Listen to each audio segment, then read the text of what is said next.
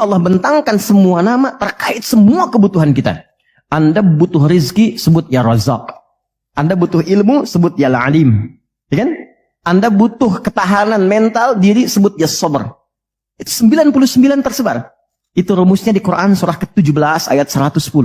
Quran surah 17 Al-Isra ayat 110.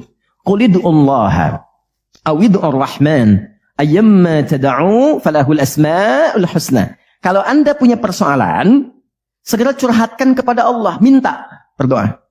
Sebut ya Allah yang standar, atau ya Rahman naik sedikit, atau pilih nama yang sesuai kebutuhan kita. Jadi nggak harus semua disebut, takutnya nggak butuh dikasih. Ya Allah ya Sabar, nggak pengen punya masalah, turun masalah kan?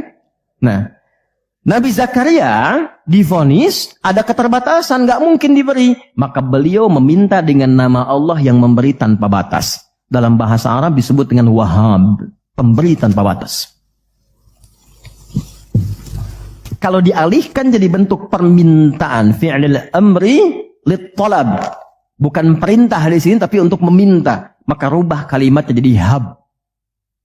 Kalau untuk pribadi, habli.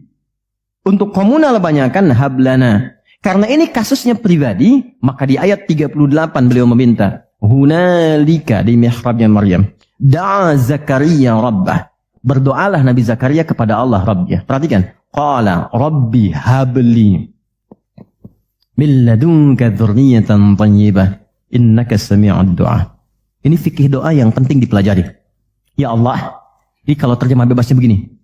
Mereka mengatakan aku nggak mungkin punya keturunan. Maka aku memohon darimu saja yang tidak punya batas dalam pemberian. Mereka katakan aku nggak mungkin. Aku mohon kepadamu yang tidak punya batas dalam pemberian. Innaka sami'ud du'a, sungguh engkau pasti mendengar doaku. Kalau kepada yang maha mendengar tidak terkabul juga, kepada siapa lagi aku mesti memohon? Dan ini ada fikih doa, bagus sekali. Jadi kalau berdoa, sebut nama Allah sesuai permintaan. Yang kedua, cari bahasa yang menyentuh. Itu semua Nabi begitu. Nabi Isa saat mengonfirmasi umatnya di hadapan Allah, ya Allah, kalau engkau mau hukum, itu hambamu. Tapi kalau engkau mau ampuni, engkau yang paling banyak kasih sayangnya. Anak ibu sudah mencederai nama baik keluarga. Tiba-tiba datang ke rumah untuk minta maaf. Diterima nggak? Kadang cara menerimanya kan belum tentu langsung baik kan? Ngapain ke sini? Ada yang, kamu bukan anak saya lagi. Oh, lantas anak siapa? Tapi dimaafin juga kan? Lalu dia berkata begini, Pak, silahkan. Kalau papa mau marah, mau pukul, silahkan. Tapi saya anak papa. Tapi kalau papa maafkan, memang papa adalah papa yang penyayang, yang selama ini seperti yang aku harapkan. Mukul nggak? Demi Allah, meluk. Dan air mata keluar. Nah, ibu saja yang punya rahim, punya sifat kasih yang dalam, apalagi Allah yang Rahman dan Rahim. Maka cari kalimat yang lembut. Nabi Zakaria mengatakan, ya Allah, mereka mengatakan nggak mungkin. Maka aku memohon kepadamu yang tak punya batas. Dan kalau engkau aku mohonkan kepadamu tak mengabulkan juga, kepada siapa lagi aku mesti meminta? Dan itu dilakukan dalam sholat. Dan masih berdiri, belum selesai sholatnya. Baru mulai sholat, minta. Apa yang terjadi? Lihat ayat 39-nya. Pakai fa. Fanadathul malaikatu wa huwa qaimun yusalli fil mihrab. Annallah yubashshiruka bi Yahya. Maka nggak ada jeda. Fa itu harfu atfin raditin baina syai'aini bila hudud. Paham? Tidak. Huruf sambung antara dua peristiwa yang terjadi tanpa jeda. Peristiwa pertama berdoa, peristiwa kedua dikabulkan. Antara berdoa dan dikabulkan tidak ada jeda. Baru selesai minta, seketika turun malaikat menyampaikan doamu terjawab. Tidak menunggu sholatnya selesai. Ternyata kalau sholatnya benar, itu seketika terjawab. Dan beliau meminta dalam keadaan berdiri. Nabi Zakaria seorang nabi, ini saya ingin tunjukkan keutamaan dari barakahnya Nabi Muhammad SAW. Nabi Zakaria seorang nabi, sholat berdiri dikabulkan. Kita umatnya Nabi Muhammad sebelum sholat ditunggu oleh Allah mau minta apa aku kabulkan. Maka turunlah Quran surah kedua ayat 45.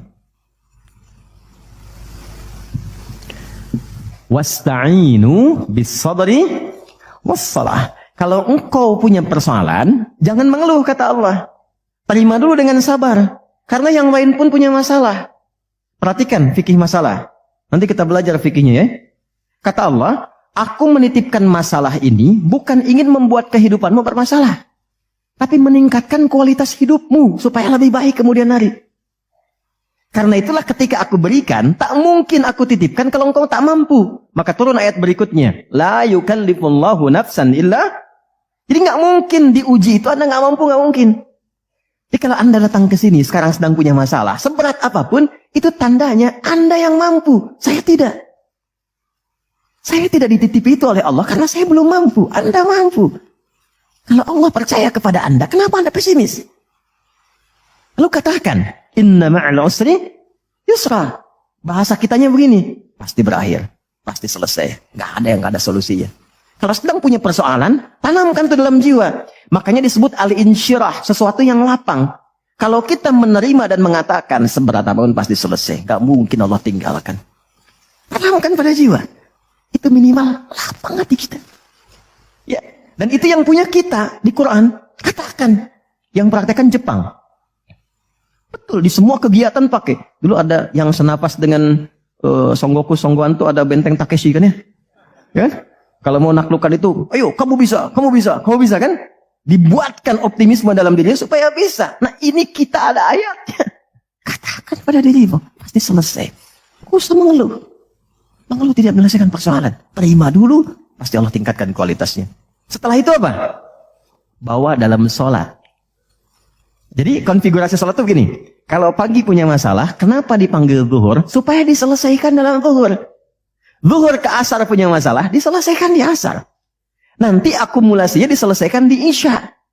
Kalau belum tuntas, tahajud. Makanya orang yang benar sholatnya, tidurnya tenang. Karena dia sudah curahkan kepada Allah. Ya Allah, engkau yang titipkan, engkau pasti selesaikan. Engkau yang berikan, engkau pakai tuntaskan. Engkau pasti tuntaskan. Lalu istighfar kan?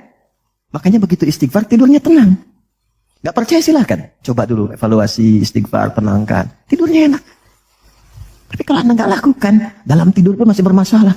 Kamu ini tidur. Gak enak. Itulah sholat.